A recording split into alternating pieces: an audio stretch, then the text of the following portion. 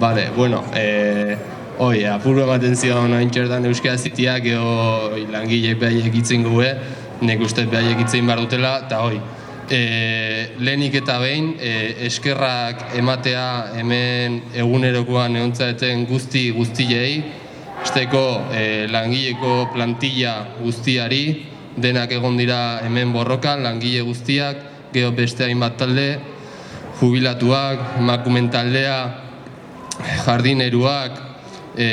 hainbat partidu politikotako kideak, bai Bildukoak, bai Podemosekoak, eta beste hainbat norbanako, lehenik eta behin eskerrak ematea,